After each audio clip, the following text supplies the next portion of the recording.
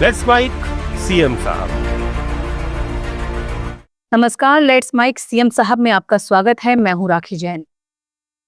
त्रिपुरा के मुख्यमंत्री माणिक साहा ने पीएम धन धान्य कृषि योजना के शुभारंभ पर कहा, प्रधानमंत्री ने आज 42,000 करोड़ की परियोजना का उद्घाटन किया। इसका मुख्य उद्देश्य है कृषि उत्पादकता को बढ़ाना। कुछ ऐसे जिले हैं जहां पर कृषि उत्पादन कम हुआ है, वहां पर भी कृषि को बढ़ावा दिया जाए। इस योजना के तहत पूरे देश के 100 जिलों को शामिल किया गया है। पूर्वोत्तर भारत में कृषि उत्पादन कम है, ऐसे में इस योजना से इस क्षेत्र को काफी फायदा पहुंचेगा।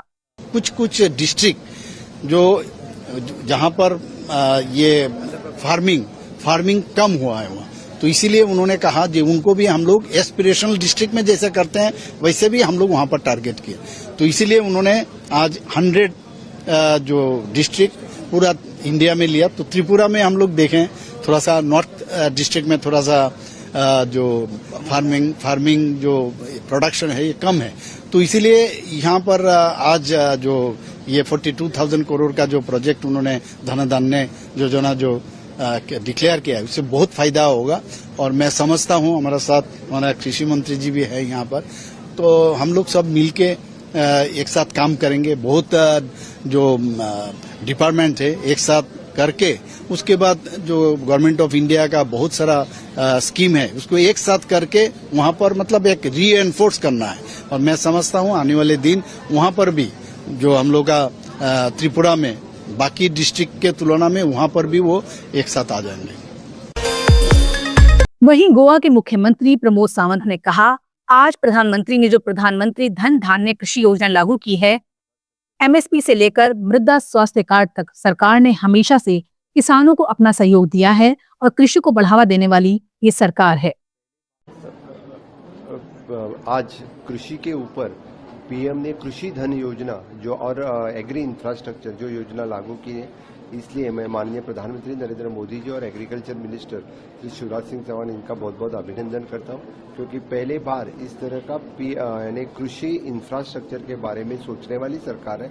एमएसपी से लेके एमएसपी मिनिमम सपोर्ट प्राइस से लेके सॉइल हेल्थ कार्ड तक सभी सपोर्ट हमेशा के लिए सरकार ने दिया है और कृषि को बढ़ावा देने वाली ये सरकार है। आज इसी तरह से प्रोग्राम लॉन्च करने पर मैं भारत सरकार का बहुत बहुत अभिनंदन करता हूँ।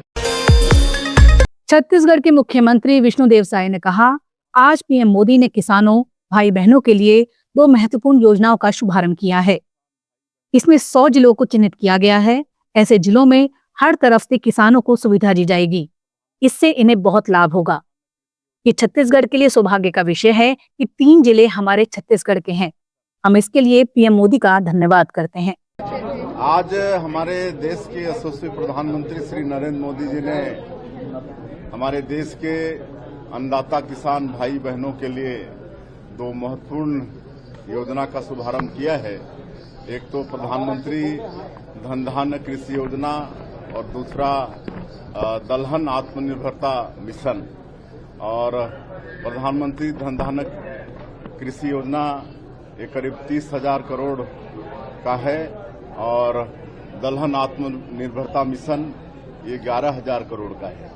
कुल 41,000 करोड़ का ये दोनों योजना है और इसमें देश के 100 जिलों को चिन्हित किया गया है जहां अपेक्षाकृत औसत से कम अनाज का उत्पादन होता है और दलहन का उत्पादन होता है।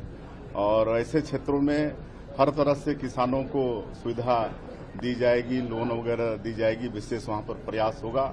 और निश्चित रूप से ऐसे 100 जिले में कृषि के क्षेत्र में और विशेषकर दलहन के क्षेत्र में किसानों को बहुत लाभ होना है। और छत्तीसगढ़ के लिए सौभाग्य का विषय है कि 100 में से 3 जिले हमारे छत्तीसगढ़ के भी लिए गए हैं, दंतेवाड़ा, कोरबा और जसपुर।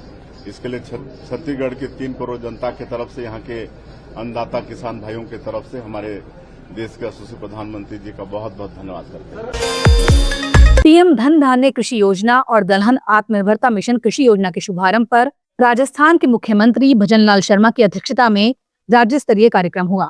इस मौके पर मुख्यमंत्री भजनलाल शर्मा ने कहा, कई लोग किसान को मिल रहे लाभ में गड़बड़ी कर रहे हैं, उनकी शिकायत होनी चाहिए।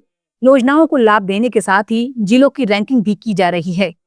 कांग्रेस का गरीबी से कभी नाता नहीं रहा, कांग्रेस ने कभी किसान का भला नहीं किया। कुछ लोग ऐसे होते हैं कि जहां से आपका दूध चलता है, ऐसे कई लोग हैं उसमें गड़बड़ करते हैं, उनका पैसा उस किसी के माध्यम से डाल करके उनका पैसा लेते हैं। मेरे भाई और बहनों में सजग रहिए। मैं यह कहना चाहता हूं, वो पैसा हम किसान भाई बहनों को दे रहे हैं, ऐसे लोगों को नहीं दे रहे हैं। अगर ऐसे लोग कहीं बीच में गड़बड़ करते हैं तो उनकी शिकायत करिएगा, जिससे उन पर कार्रवाई हो। यह भी मैं आपसे कहना चाहता हूं। हमारी सरकार पशुपालकों को मोबाइल पशु चिकित्सालय इकाइयां। दिल्ली की मुख्यमंत्री रेखा गुप्ता ने कोविड-19 के दौरान मृतकों के परिवारों को चेक वितरण करने पर कहा, इन लोगों के आवेदन कई वर्षों से पड़े थे।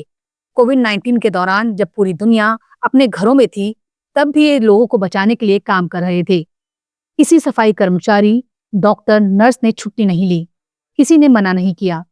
ऐसे में पिछली सरकार ने उन्हें उनका हक नहीं दिया।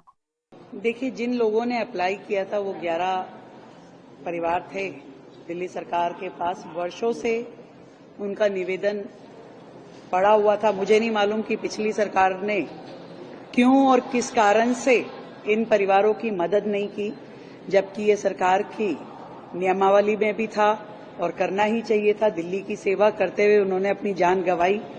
आप देख रहे थे, कोई डॉक्टर, कोई नर्स, कोई स्टाफ जो लोगों को ऑक्सीजन पहुंचा रहा था, कोई उनका घर में जाकर के ब्रीडिंग चेक कर रहा था। और देखिए कितना मुश्किल समय था, जब दुनिया अपने घर में बैठी थी, तब भी सरकारी कर्मचारी अपना काम कर रहे थे, लगातार कर रहे थे, दिल्ली को बचाने के लिए कर रहे थे। कभी किसी सफाई कर्मचारी ने कभी छुट्टी नहीं ली, कभी किसी डॉक्टर ने, नर्स ने, किसी ने मना नहीं किया।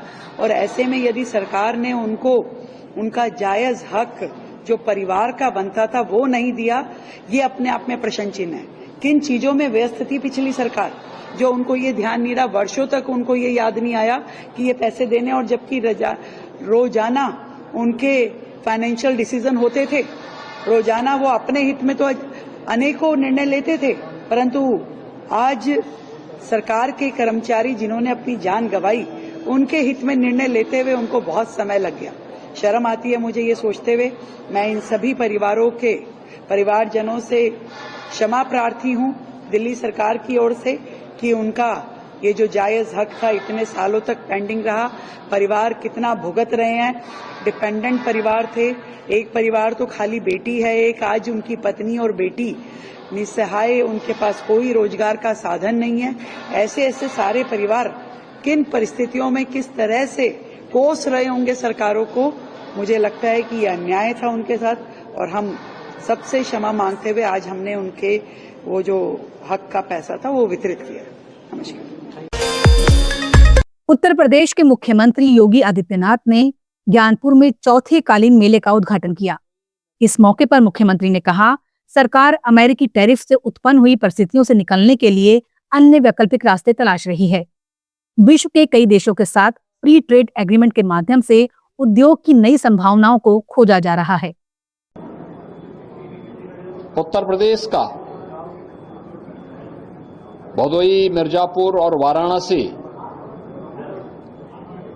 जो कारपेट क्लस्टर है, यह देश के अंदर कुल कारपेट मैन्युफैक्चरिंग का एक बहुत बड़ा केंद्र बिंदु भदोही क्लस्टर है। इसको प्रोत्साहित करने के लिए ही आदरणीय प्रधानमंत्री जी ने यहां पे इंडिया एक्सपो मार्ट की स्थापना की, और पिछले 4 वर्षों से लगातार इंडिया कारपेट एक्सपो का आयोजन करते हुए यहां की कारपेट को, हैंडमेड कारपेट को एक्सपोर्ट की सुविधा प्राप्त हो सके,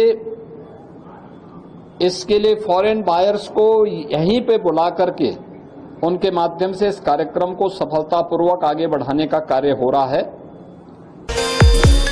लेट्स माइक सीएम साहब में फिलहाल इतना ही। देखते रहिए, सुनते रहिए लेट्स माइक। नमस्कार।